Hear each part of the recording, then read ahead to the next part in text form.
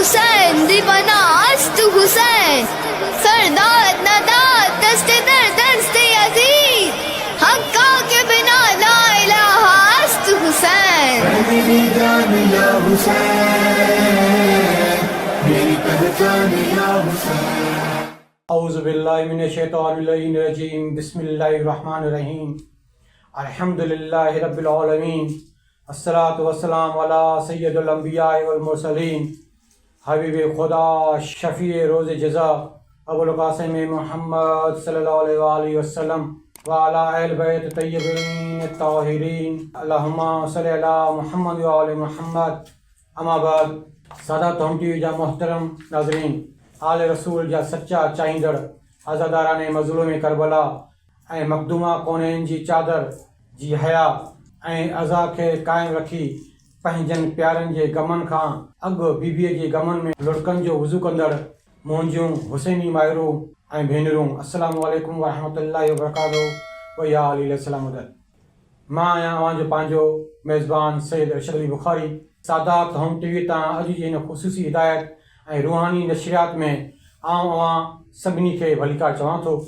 अॼु जे हिन पाकीज़ा प्रोग्राम जो उनवान इंतिहाई अज़ीम ऐं दिलनि खे झुंझुणींदड़ आहे, यानी करबला में औरतुनि ऐं ॿारनि जी नवाज़।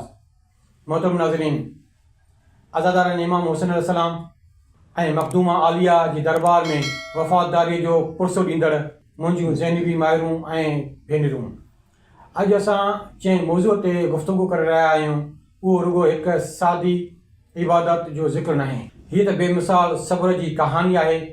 हीअ ख़ालिक सां सचे इश्क़ ख़ुदा जो ज़िक्र आहे ऐं पाकीज़ा हस्तियुनि जो ज़िक्र आहे जिन तकलीफ़ुनि, उञ, बुख, क़ैद ऐं मुसीबतुनि जी इंतिहा में बि कॾहिं पंहिंजी निमाज़ खे क़ज़ा थियणु न ॾिनो। अज़ीज़ो, निमाज़ दीन जो बुनियादी सुतून आहे, मोमिन जी हक़ीक़ी सुञाणप आहे। पाण सगोरन हज़रत मोहम्मद मुस्तफ़ा सल्लल्लाहु अलैहि वसल्लम जन फरमायो हो त निमाज़ मुंहिंजे अखियुनि जी ठंडक आहे।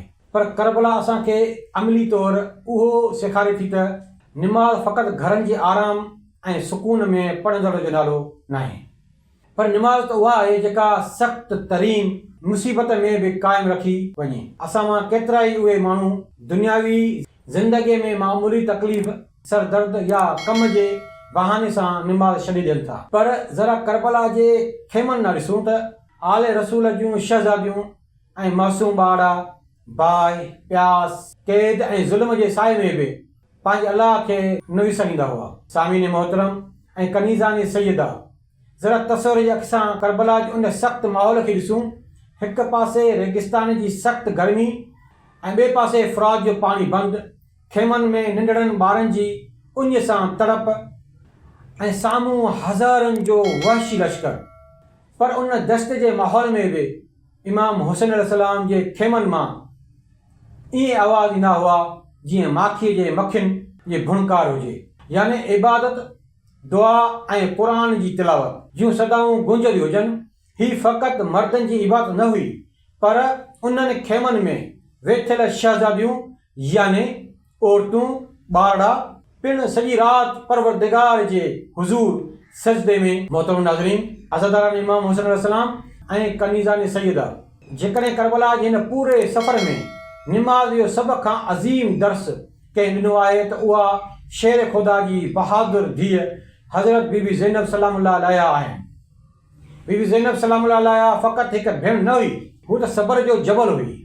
आशूर जे ॾींहुं बीबी ज़ैनब सलामुल्लाह अलैहा पंहिंजी अखियुनि सां पंहिंजनि भाइरनि जा लाश ॾिठा, पंहिंजनि जवान भाइटनि जूं शहादतूं ॾिठियूं, पंहिंजे अखियुनि जे साम्हूं खेमा सणद ॾिठा ऐं मासूम ॿारनि खे ख़ौफ़ खां रोंदे ऐं डोड़ंदे ॾिठाई।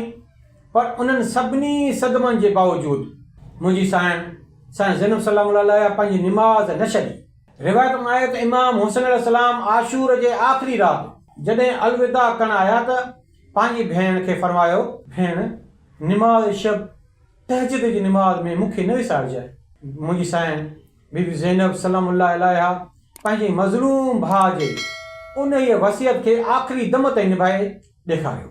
सामीन मोहतरम, शाम ग़रीबा करबला जे सभ खां वधीक दर्दनाक ऐं तारीख़ राति हुई। जॾहिं खेमनि खे बाहि ॾिनी वई, ॿारड़ा हिरासियल हुआ, नंढड़ी बीबी साइण सकीना सलाम अलैहा तपंदड़ रेत ते बाबा खे पुकारींदी रही। नंढड़ा यतीम ॿार बाबा बाबा बाबा बाबा कंदा रहिया। पर सोचियो त सही, जंहिं भेण जो पूरो घर लुटिजी चुको हुजे, उन राति बि बीबी ज़ैनब सलाम अलैहा अल्लाह जी बारगाह में निमाज़ शब अदा कई। हीअ आहे करबला जो असुलु दर्स त हालतूं केतिरियूं बि सख़्तु हुजनि, अल्लाह सां तालुक़ न टुटणु घुरिजे। अज़ीज़ो, हज़रत बीबी साइण सकीना सलाम अलैहा सिर्फ़ु 4 सालनि जी मासूम न्याणी हुई। प्यास सां लप सुकी विया हुआ।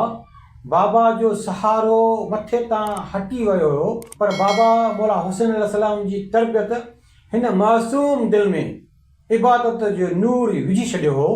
शाम जे ज़िंदान में बि उहे ॿारड़ा दुआ ऐं ज़िक्र कंदा रहंदा हुआ। ईअं ई नंढड़ी मुंहिंजी साइण बीबी रुक़ैया जी उमिरि बि घटि हुई, पर हूअ रातिनि जो उथी पंहिंजे महबूद खे यादि कंदी हुई। उहे ॿार कहिड़े अज़ीम रूहानी तरबियत सां वॾा थिया हुआ, जो मुसीबत जे इंतिहा में बि अल्लाह जी यादि खां गाफ़िल न थियल हुआ। अज़दारो, करबला जो सभ खां वॾो ऐं अज़ीम तरीन मंज़र निमाज़ ज़ुहर आशूर आहे।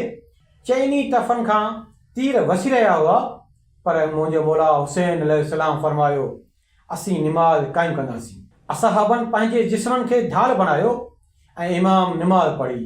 सोचो, उहे औरतूं जेके खेमनि में हुयूं, उन्हनि जूं दिलियूं कीअं धड़कंदियूं हूंदियूं। मुंहिंजी साइण बीबी ज़ैनब सलाम अलैहा पंहिंजे भाउ खे तीरनि जे साए में ॾिसी रही हुई। साइण सकीना सलाम अलैहा दुआ करे रही हुई। ॿारड़ा ख़ौफ़ में हुआ, पर सभिनी जी नज़र सजदे ते हुई। मोहतरम मोमिनियूं ऐं नाज़रीन, अॼु करबला जूं शहज़ादियूं असांखे सेखारियूं थियूं त पंहिंजे घरनि में निमाज़ खे हर हाल में क़ाइमु रखूं, पंहिंजी औलाद खे नंढपण खां ई निमाज़ जी पाबंदी सेखारियूं, तकलीफ़ ऐं मुसीबत जे वक़्त में सब्र जो दामन न छॾियूं, दीन सां पंहिंजो तालुक़ मज़बूत रखूं। जेकॾहिं बीबी ज़ैनब जहिड़ी अज़ीम मुसीबत में बि निमाज़ न छॾी, त असीं मामूली दुनियावी मसइलनि जे करे छो ग़फ़लत कयूं। करबला जो हर ॿार इबादत जो हिकु रोशन मदरसो हो। शहज़ादा अली असगर अलैहिस्सलाम जे मासूमियत, साइण सकीना सलाम अलैहा जा ॻोढ़ा, साइण रुक़िया सलाम अलैहा जी दुआ, उहे सभु क़यामत ताईं उम्मत खे सेखारींदियूं रहंदियूं त पंहिंजी औलाद खे अहल बैत जी मोहबत ऐं निमाज़ सां जोड़ियो। नाज़रीन, अॼु असांजे घरनि में मोबाइलूं आहिनि, दुनियावी मसरूफ़तियूं आहिनि, ख़्वाहिशूं आहिनि, पर अफ़सोस निमाज़ लाइ वक़्तु घटि आहे। करबला जूं अज़ीम औरतूं ऐं ॿारड़ा असांखे यादि ॾियारनि था त जेकॾहिं रेगिस्तान करबला जी तपंदड़ मिटीअ ते निमाज़ क़ाइमु थी सघे थी, त असांजे पुरसकून घरनि में छो न। करबला रुगो जंग नाहे, करबला इबादत जो मदरसो आहे। बीबी ज़ैनब सब्र जी निमाज़ पढ़ी, साइण सकीना ॻोढ़े जी निमाज़ पढ़ी, साइण रुक़ैया यतीमीअ जी निमाज़ पढ़ी, ऐं मुंहिंजो मौला हुसैन अलैहिस्सलाम इश्क जी निमाज़ पढ़ी इस्लाम खे ज़िंदा रखियो। शाम ग़रीबा हुई, खेमनि जी मिटी उॾामी रही हुई। नंढड़ी साइण सकीना रेत ते वेठी हुई। हू आसमान ॾांहुं ॾिसी चवंदी रही, बाबा हुसैन, बाबा बाबा मुंहिंजा मौला हुसैन, मूंखे अकेलाईअ में डपु थो थिए। होॾां साइण ज़ैनब सलाम अलैहा यतीम ॿारनि खे गॾु करे रही हुई। कॾहिं कंहिं यतीम खे चुप कराए, कॾहिं कंहिंखे भाकुर में वठी, पर उन ई सख़्तु हालत में बि जॾहिं निमाज़ जो वक़्तु थियो, मुंहिंजी साइण ज़ैनब सलाम अलैहा जी अल्लाह जी बारगाह में बीठी रही, सजदे में रोईंदी चयाईं, ए अल्लाह, असां खां ही क़ुर्बानी क़बूल फरमा ऐं करबला जी वारी अॼु बि शायदि ॾिए थी त औरतुनि ऐं ॿारनि जी उहा निमाज़ क़यामत ताईं दीन खे ज़िंदा रखंदी। अस्सलाम अलल हुसैन व अला अली बिन हुसैन व अला औलाद हुसैन व अला असहाब हुसैन।